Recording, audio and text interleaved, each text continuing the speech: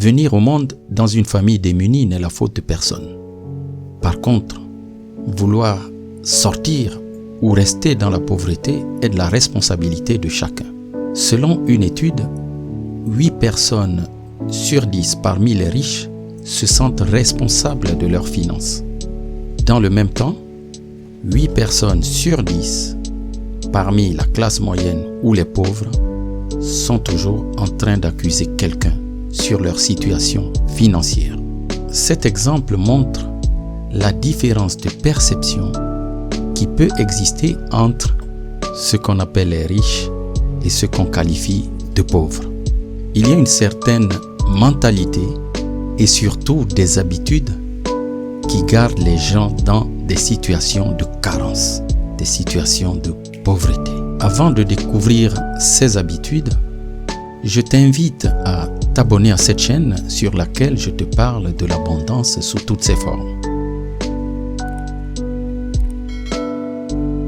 Cher ami, la misère et la pauvreté ne finiront jamais sur cette terre. Nombreux sont ceux qui disent qu'ils veulent réussir.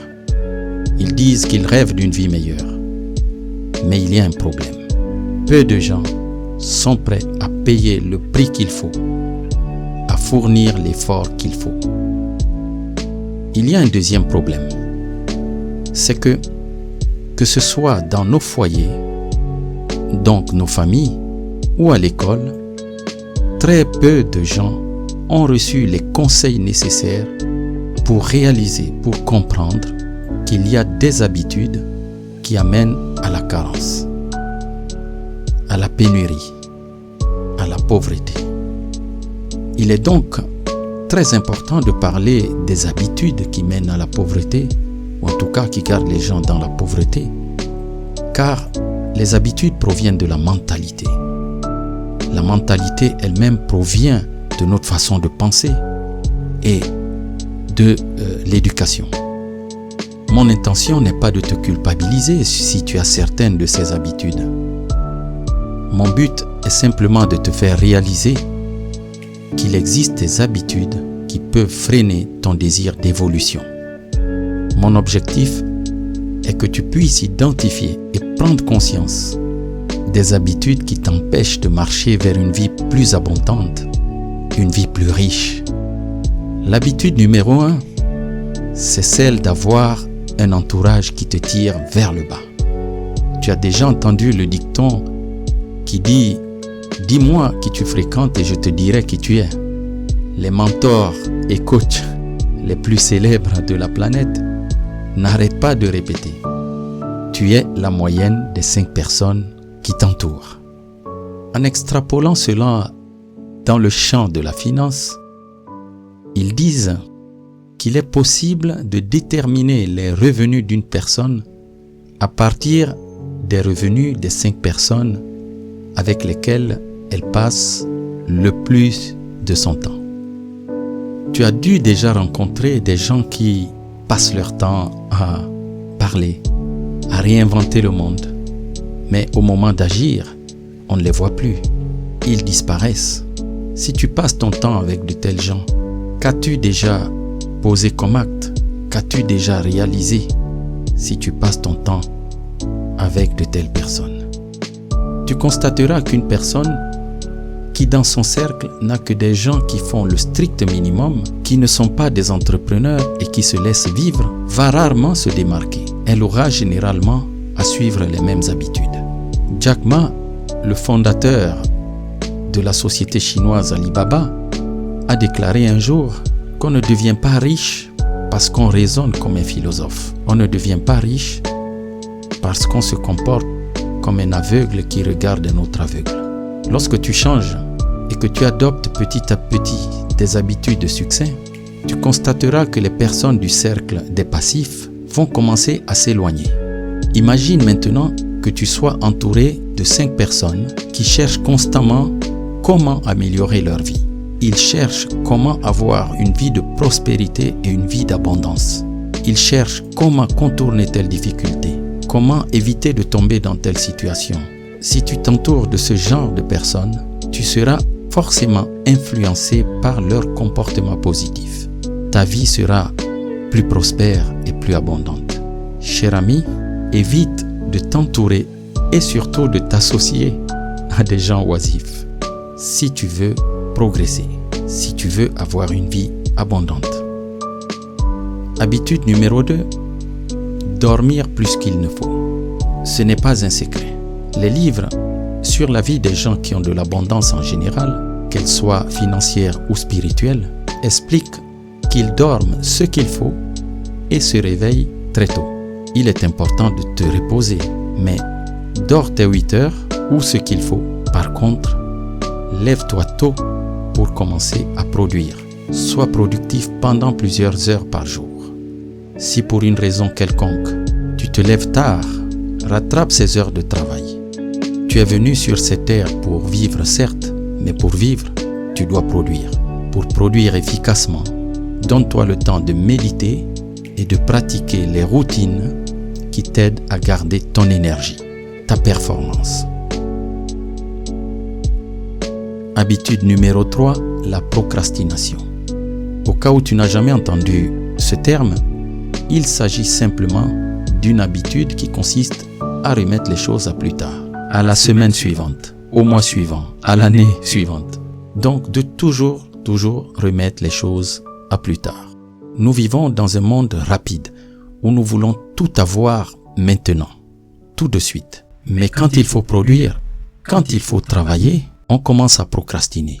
C'est quand même une contradiction. La procrastination est une habitude qui t'empêche de faire avancer tes projets, de résoudre tes problèmes et de produire de la richesse. Apprends à ne plus procrastiner.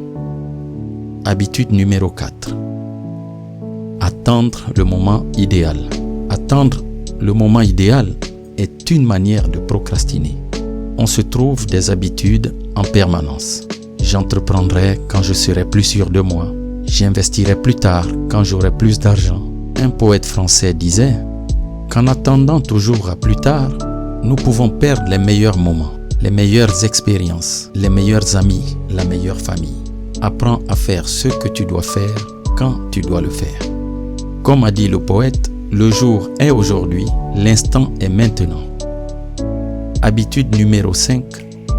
Ne pas braver les difficultés. Toutes les personnes qui incarnent des histoires magnifiques de réussite ont souvent connu des échecs. L'échec fait partie de la vie. Il fait partie du business. Pour surmonter l'échec, imagine ceci. Un tas de sable te tombe dessus. Tu as 2 choix. Tu te laisses ensevelir par ce sable ou tu l'utilises comme échelle, comme escalier. Mais si tu l'utilises comme escalier, tu te retrouveras plus haut, au-dessus du tas de sable. C'est ainsi qu'on surmonte les difficultés, les défis. Considère donc l'échec comme étant une partie du succès. J'avais écrit une histoire sur ce sujet. Si tu cherches l'histoire du poney Galopino, tu devrais tomber là-dessus. Habitude numéro 6, ne pas se cultiver. Il y a une célébrité qui a dit de manière humoristique que les riches ont de petits téléviseurs et de grandes bibliothèques et que les pauvres avaient de grands téléviseurs mais de petites bibliothèques. C'est une métaphore. Cela ne veut pas dire que la télévision ou les téléviseurs soient mauvais. Au contraire, si on choisit bien ces programmes, on peut apprendre des choses. Mais lire un bon livre ou l'écouter en podcast est une façon formidable d'augmenter ses connaissances et de maintenir son intelligence. Ne pas nourrir l'esprit est une habitude de pauvreté, surtout la pauvreté d'esprit. Alors, régale-toi de livres, d'audiolivres, d'articles, de blogs, de documentaires. J'ai fait un message sur ce sujet intitulé « Comment devenir plus intelligent ». Habitude numéro 7, se distraire excessivement. Selon une étude, 7 riches sur 10 consacrent 1 heure à regarder la télévision ou au loisir. Dans la classe moyenne, seulement 2 personnes sur 10 respectent cette durée. C'est dire que dans les autres classes, d'après cette étude, les gens consacrent plusieurs heures à se distraire. Il y a des jours comme ça où on a envie de rien faire. Surtout quand on a passé une journée difficile ou une semaine difficile. Mais si tu laisses cette habitude envahir ta vie, à moins que tu ne sois déjà rentier, tu risques de te retrouver dans la pauvreté. Je sais que ce n'est pas facile de se pousser tous les jours à produire, à créer, mais ce que je peux te dire, c'est que c'est une habitude. Et si tu la prends, tu verras que ce sera plus facile. Habitude numéro 8. Accuser et attendre des autres. Quel que soit ton pays, il y a des gens qui réussissent. Il y en a qui réussissent parce qu'ils sont nés du bon côté. Mais il y en a aussi qui réussissent tout simplement parce qu'ils n'ont jamais arrêté de surmonter les difficultés et les obstacles qu'ils rencontrent. À côté de ceux qui réussissent, il y en a qui ont baissé les bras dès la première difficulté.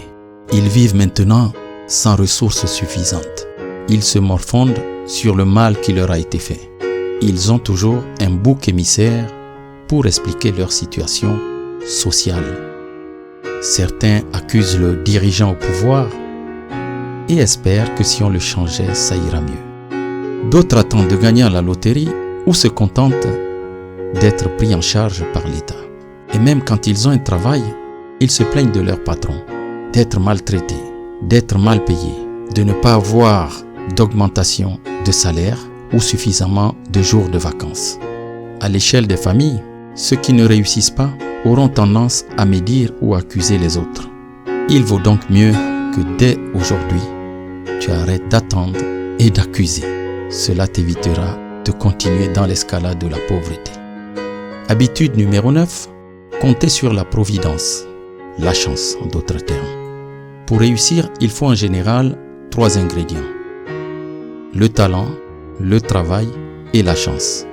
Croire que tu deviendras millionnaire en gagnant au loto, donc à la loterie ou au casino, est une habitude qui aura pour conséquence d'enrichir simplement le propriétaire du casino ou de la loterie.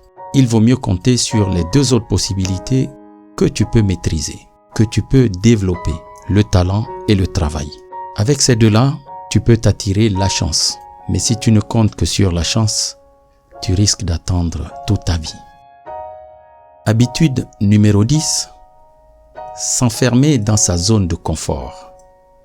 Il vient un moment où dans la vie, on est bien, on se sent bien. On a l'essentiel, on vit avec ce qu'on possède. On n'a plus de projets, plus d'activités stimulantes. On se contente de ses acquis. Que se passe-t-il si certains des piliers qui t'assurent ton confort viennent à se briser? La probabilité est grande que tu tombes. Les vrais riches sont ceux qui arrivent à maintenir leur richesse le plus longtemps possible et sur plusieurs générations. Et pour cela, ils transmettent les habitudes adéquates à leurs enfants, à leurs descendants. Commence donc à travailler sur les habitudes qui assureront ta prospérité et ton abondance le plus longtemps possible. Aussi petites soient ces habitudes, ce sera déjà un bon début. Es-tu prêt à abandonner les habitudes psychologiques, la mentalité qui te pousse ou qui te garde dans la pauvreté? Merci beaucoup d'avoir écouté ce message. Si tu l'as aimé, abonne-toi à la chaîne et partage-la avec un ami ou quelqu'un qui t'est cher. En tout cas, quelqu'un que tu aimerais qu'il arrête de vivre dans la pauvreté. Je te dis à la prochaine fois.